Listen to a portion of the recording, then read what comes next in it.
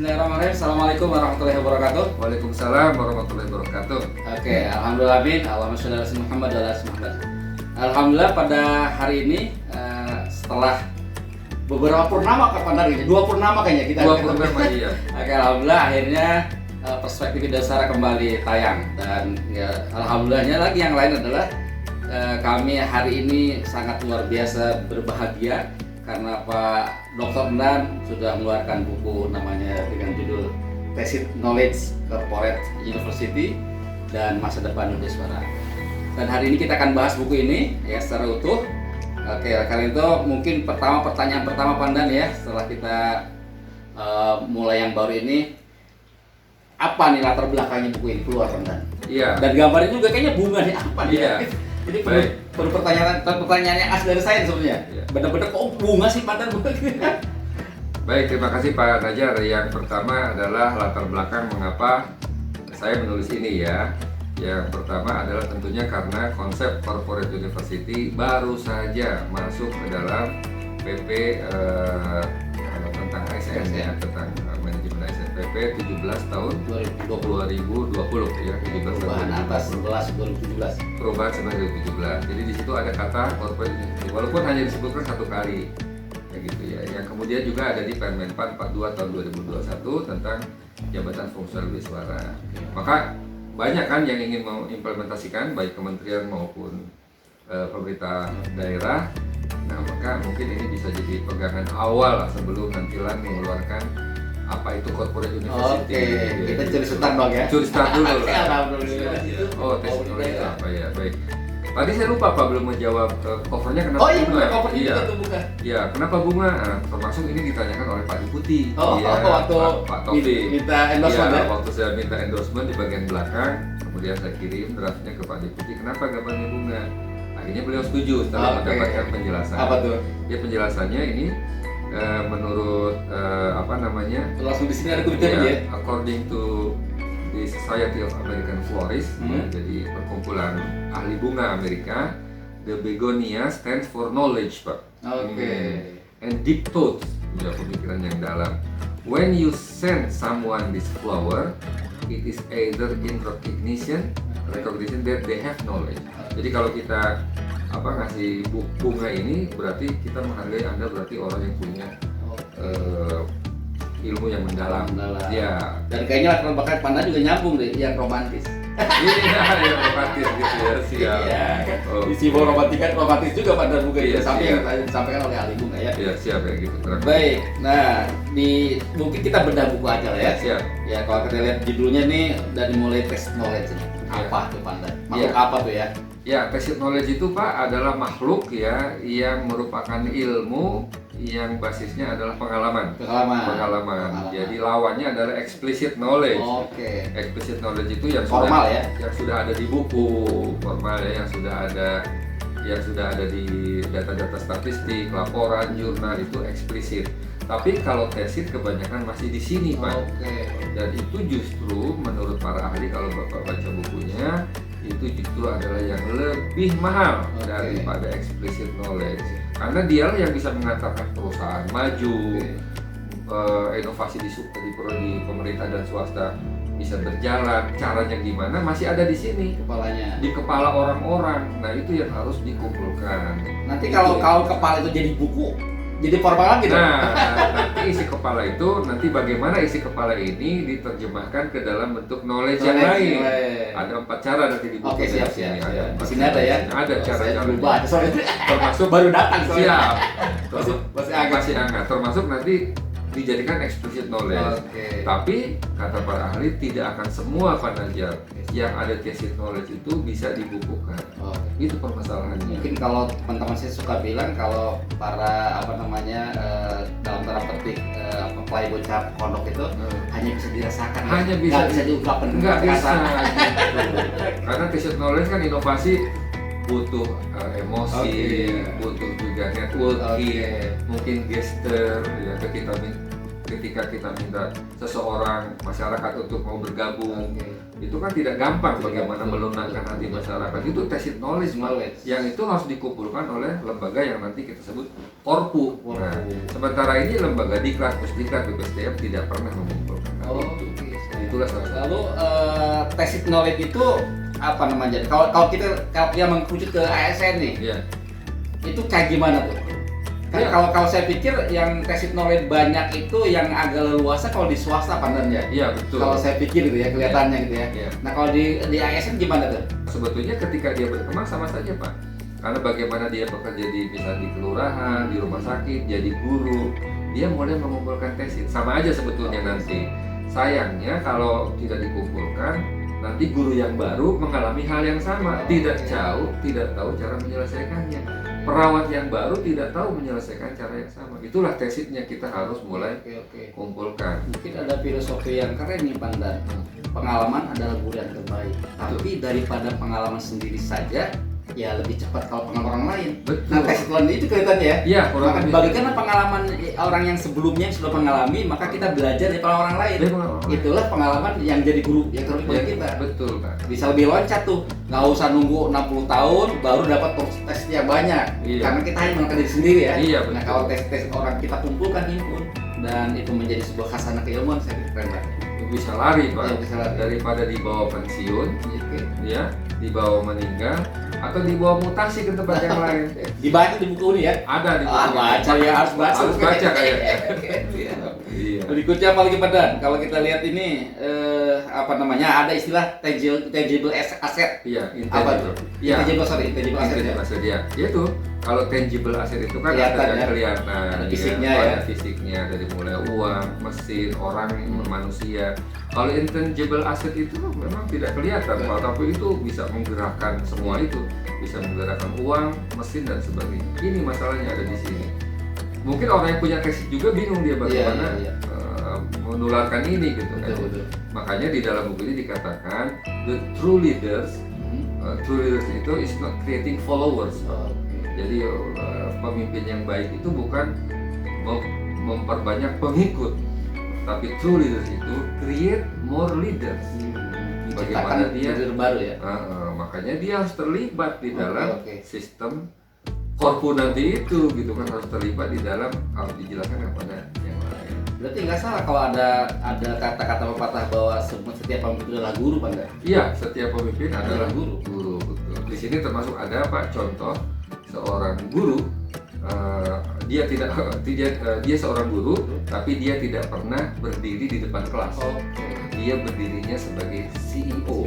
Dia guru, tapi di CEO. Jadi dia mengajarnya itu langsung dengan praktek. Di sini ada orangnya siapa. Oke, siap. Iya, Baca aja. jelas kan? Orangnya siapa di sini Harus. ada. Iya, ngomong-ngomong baca aja kalau ingin memperoleh di mana Pandan nih? Oh iya, kalau mau peroleh di Google Play ada. Ada. Ya, harganya sekitar 45.000 lah. Oke. Itu versi ebook E-booknya ya. ebook ya. Kalau mau beli ke Fisiknya? kalau fisiknya sih sekarang sekitar harga 75. 75 sebelum ongkos kirim. Oke, di bawah.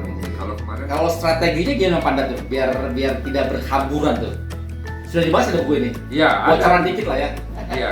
Jadi tadi kan kita sudah membahas bagaimana pentingnya tacit knowledge. Iya. Lah. Di secara ilmiah lah dijelaskan bahwa tacit knowledge itu penting baik untuk pemerintah, untuk swasta itu penting Pak.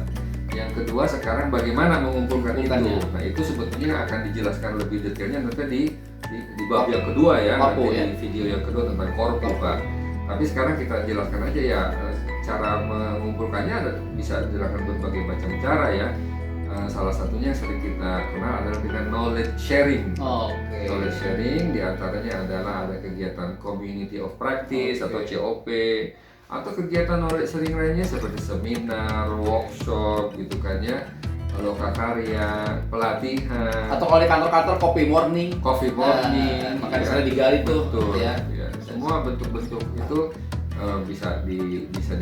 bisa dipakai tentunya dengan melibatkan para innovation champion tadi itu, para leader itu. Jadi sekarang mungkin BPSDM atau Pusdiklat kan jarang melibatkan pimpinan struktural untuk mengajar, memberikan motivasi. Itu mah tugas Widya Iswara. Ke depan kalau kita memang ingin memajukan tacit knowledge, pertahankan menggali tacit knowledge, itu kita harus mau tidak mau harus mengundang para innovation champion itu Pak. Nah sekarang tinggal Widya Iswaranya siap untuk bersaing atau dia akan tersisih. Karena kalau dia tidak memiliki tacit knowledge, tidak memelihara tacit knowledge-nya, dalam konsep Korpu dia akan tersisih. Atau berkolaborasi Pak. Maka itu bagaimana ketika kita berkolaborasi dan sebagainya. Saya jelaskan di bab 3 Bab 3 ya, bab 3 ya. Oke, nanti bagian yang lain kita akan pentingnya tacit knowledge dalam pelatihan. Oke. Nah, itu dulu ya. Jadi bab ini menjelaskan ya bagaimana pelatihan itu membutuhkan tacit knowledge, Pak. Iya. Jadi kita tidak hanya menjelaskan tentang peraturan, ilmu-ilmu eksplisit. Nggak ngawang ya. Iya. Nggak ngawang-ngawang ya. Tidak hanya menjelaskan teori dari buku gitu kan. Kalau misalnya tentang pengadaan barang dan jasa, tidak hanya menjelaskan bagaimana peraturan-peraturannya, tetapi yang lebih penting tacit knowledge-nya. Bagaimana ketika ada penyedia jasa yang seperti ini, bagaimana ketika ada lelang dagang, misalnya kalau di pengadaan barang jasa, dan juga di pelatihan-pelatihan yang lainnya. Jadi tacit knowledge itu wajib ada. Bahkan di buku saya dijelaskan beberapa peneliti mengatakan pelatihan yang diisi dengan best practice dan tacit knowledge dari pengajarnya itu lebih memberikan kualitas yang lebih baik. Makanya penting tacit knowledge itu Pak. Keren banget. Kalau di swasta saya pikir saya sudah banyak merasa juga Pak karena bergaul dengan komunitas mereka. Jadi yang bicara nanti tentang bagaimana berjual itu penjual langsung yang sukses. Langsung ya. Bukan ahli penjualan yang ada di kampus. Begitu betul ya. Tapi praktisi ya praktisi. Nanti mungkin dibungkuslah oleh ahli kampus dengan teori-teori. Tapi praktiknya ya mereka, dan kadang-kadang itu ada beberapa di luar teori Pak. Nah itu dia. Iya. Tacit itulah yang di luar teori ya, karena dia menemukan teori baru bagi dia ya di situ ya. Oh ternyata ini kalau menggunakan ini tidak bisa. Akhirnya dia menemukan si pedagang ini menemukan teori baru. Si praktisi itu bisa jadi itu Pak. Bisa jadi. Oke. Nah kemudian Pak Najar, mungkin Pak Najar bertanya ya, kalau misalnya di bab 2.7 ini ya, kalau kemudian tacit knowledge itu penting dalam pelatihan. Betul. Widya Iswara gimana ya nggak punya tacit? Pertama Widya Iswara bagaimana nih? Ya mungkin tacitnya mungkin tergantung ya Widya Iswaranya. Ada yang mungkin segitu-segitu aja gitu kan, karena kita sudah lama tidak terlibat dengan proses bisnis. Dulu kita kan di instansi teknis, saya juga dulu pejabat struktural. Dan itu dulu juga ilmunya. Dulu kan gitu ya. Peraturan dulu juga. Apakah lembaga kita sekarang selalu melibatkan kita ke proses bisnis atau tidak? Nah itu ya, itu juga sebagai catatan buat lembaga pelatihannya, juga untuk Widya Iswaranya. Apakah Anda sudah jauh dengan proses bisnis instansi Anda berkutat di lingkungan itu saja, atau Anda masih terlibat? Anda harus pertanyakan. Kalau tidak, Anda berarti tidak memiliki tacit knowledge. Nah itu siap-siap untuk tersisih ketika konsep Korpu digulirkan. Dan sayangnya Pak, saya tadi mau menggunakan kata parahnya Pak, atau saya perharus dengan dan sayangnya Pak, di dalam Permenpan terbaru tentang jabatan fungsional Widya Iswara, ya peraturan Menteri 42 tahun 2021 itu yang ngajar di Lasar adalah bahwa untuk pelatihan tingkat dasar seperti Lasar gitu kan, itu yang mengajar adalah Widya Iswara ahli pertama. Yang mengajar di tingkat lanjutan, pelatihan tingkat lanjutan adalah Widya Iswara ahli muda. Ya, yang di tingkat menengah adalah madya, yang pelatihan tingkat tinggi yang mengajarnya baru WI utama. Jadi dalam konsep ini tidak boleh adanya Widya Iswara di jabatan lain untuk mengajar turun ke bawah atau ke atas. Kalau ke atas oke lah dipahami, tapi turun ke bawah tidak diperkenankan. Ada pasal yang memang memperkenankan, itu pun hanya satu tingkat. Jadi misalnya Widya Iswara ahli muda boleh mengajar di pelatihan tingkat dasar, tapi dengan catatan tidak ada Widya Iswara ahli pertama di situ, sehingga boleh Widya Iswara ahli muda mengajar. Tapi kalau Widya Iswara ahli pertamanya tercukupi, tidak boleh sebetulnya aturannya. Jadi dengan aturan yang ada ini secara tidak langsung, mungkin saya juga nggak tahu ya, apakah Widya Iswara Indonesia semuanya sudah sudah sadar dengan aturan ini. Jadi di dalam aturan ini yang kita sayangkan, seolah-olah pelatihan tingkat dasar itu tidak membutuhkan muda apalagi madya dan utama, karena di aturannya itu hanya membatasi adanya sistem pengklasteran. Yang padahal di sana akan berbanyak sekali tacit knowledge ya. Seharusnya di sana membutuhkan juga tacit knowledge Pak Najar. Analoginya di ini lah Pak, di kampus gimana dulu Bapak ngajar waktu semester pertama? Iya. Seneng nggak kalau Seneng sama- banget ada sama- dokter yang ngajar, profesor yang ngajar datang. Karena kita dapat pandangan yang lebih luas, Iya. elan yang lebih luas pandang. Iya. Oh, ilmu ini ternyata ilmu saya ini bukan hanya cukup di sini aja ya, bukan jadi lab aja, manfaatnya kemana-mana karena dia punya penjelasan dan pengalaman-pengalaman yang lebih kaya. Tesis. Kebayang kan kalau misalnya CPNS hanya diajar oleh suara ahli pertama yang mungkin belum pernah duduk di jabatan struktural, belum pernah punya pengalaman sekolah dan sebagainya ya. Dan maksimal kalau pertama itu pandan 4 tahun menurut saya. Oh maksimal. Pas 8 tahun kan jadi naik dia. Jadi naik kan gitu ya. Jadi mudah kan? Betul. Nah, saya pikir ini kayaknya aturannya harus dibahas lebih dalam lagi pandan nih di tempat lain itu gitu ya. mungkin kita harus bongkar lagi harus ya. dibongkar itu bahwa kayaknya ini kita sebagai Widya Suara melalui asosiasi kita menyampaikan bahwa ini kayaknya ada yang keliru deh. Di kampus saja kita memperbolehkan Widya Suara pertama untuk diajar karena diajar oleh guru besar. Memang tidak banyak, tapi ada beberapa. Sama di Latsar juga kita bukannya harus semua Widya Suara utama turun ke Latsar CPNS, tapi ada beberapa. Sehingga saya Pak di bab selanjutnya dibahas tuh ya, komposisi ya, mengusulkan sebuah komposisi ya. Iya. Kalau misalnya pelatihan tingkat dasar seperti Latsar gitu ya, itu Widya Suara pertamanya berapa persen, ya mudanya berapa persen, madyanya berapa persen, dan utamanya berapa persen. Itulah komposisi yang menurut saya yang paling ideal Pak, daripada sistem pengklasteran yang sekarang diatur oleh Permenpan. Nah itu, jadi kita membutuhkan evaluasi mengenai pengklasteran level pelatihan dengan jenjang jabatan Widya Suara. Ini harus kita evaluasi karena itu tidak sejalan dengan semangatnya Korpu Pak. Kita kan pengen Korpu, pengen tesis, tetapi mengapa dibatasi sekarang malah kebalik dong, kita mau mengumpulkan tesis. Si CPNS ini atau misalnya pelatihan tingkat dasar barang jasa sangat senang dikasih materi oleh ahli barang jasa tingkat utama Pak, karena dia tahu cara-cara penyedia jasa mengakali ya, cara salah seperti apa, kemudian bagaimana trik-trik penyedia jasa membohongi, itu kan tidak dan bahkan auranya beda pandan. Auranya beda. Iya, analoginya bisa gini. Saya datang ke Ustadz, datang ke Buya. Itu akan beda, walaupun ilmunya sama. Betul. Ya. Karena mungkin dengan hati, dengan pengalaman, ucapannya itu lebih kuat gitu, langsung nancep ke diri kita. Jadi ingat terus, jadi langsung terbayang sebagai itu dia. Jadi sepakat ya. Bahwa tesis itu perlu di setiap jenjang pelatihan. Tinggal porsinya saja yang berbeda. Mudah-mudahan ada yang dengar nih dari asosiasi profesi dan juga dari lembaga pembina kita. Mudah-mudahan ya. Kita cukup satu bab aja nih Pandan? Ya, tapi satu lagi. Bab ini satu lagi itu Pak. Terakhir itu formasi tadi yang Bapak sebutkan. Yang barusan Bapak sebutkan ya. Jadi tacit knowledge itu juga penting nggak Pak Najar, tacit knowledge untuk menentukan kebutuhan jumlah Widya Suara? Bisa ada irisannya. Bisa ada irisannya ya. Karena Pak Najar selama ini yang kita sering dengar di mana-mana, kebutuhan Widya Suara itu dulu ya, kebutuhan Widya Suara ada yang mengatakan bahwa kita harus sistem piramid Pak, seperti struktural seperti Pak Najar sampaikan. Jadi Widya Suara pertama lebih banyak daripada Widya Suara muda, yang muda lebih banyak daripada madya lebih banyak daripada utama. Jadi segitiga piramid. Kalau sistem seperti itu, maka sebetulnya itu konsep yang tidak memperhitungkan tacit knowledge Pak.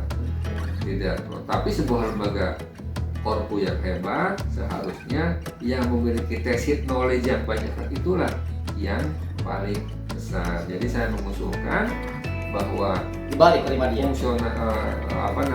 komposisi Widya Suaranya tidak tiga piramida biasa ya, ataupun terbalik juga tidak ya. Terbalik juga tidak, karena kalau Widya Suara utamanya terlalu banyak itu juga tidak efektif, karena Widya Suara utama juga ada keterbatasan dari sisi energi, menyeimbangkan dengan gadget yang atau metode pembelajaran yang semakin tinggi ya.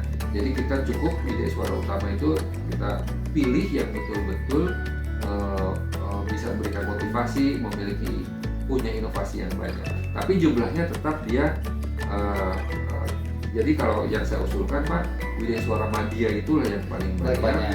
Kemudian Widya Suara Utama, baru Muda dan pertama.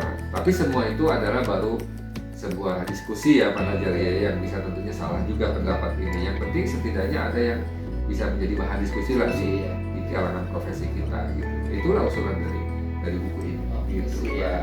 Nah, itu bab pertama kan? Ya, saya kira kita ngomong tes itu. Nanti bab kedua kita akan corporate university ya. Iya. Itu nanti hubungannya apa dengan tes itu? Ya. Kita akan bahas nanti kelihatannya Pak. Oke, siap. Karena menjawab duhur juga di 2 menit lagi.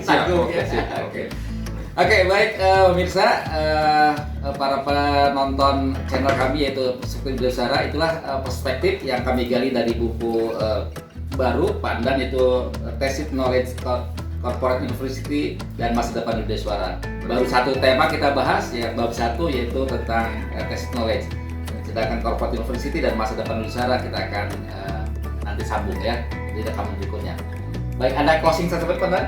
Ya, barangkali mau tahu bukunya. Oke, siap. Bukunya tersedia, silakan aja. Boleh di komen aja, tinggalkan nomor HP, nomor WA, nanti kita akan tindak lanjuti. Siap. Terima kasih, sampai ketemu lagi di tayangan berikutnya. Mudah-mudahan ada dampak manfaatnya untuk kemajuan kita bersama, itu terutama di Widya Suara Indonesia. Terima kasih. Bila budaya. Assalamualaikum warahmatullahi wabarakatuh.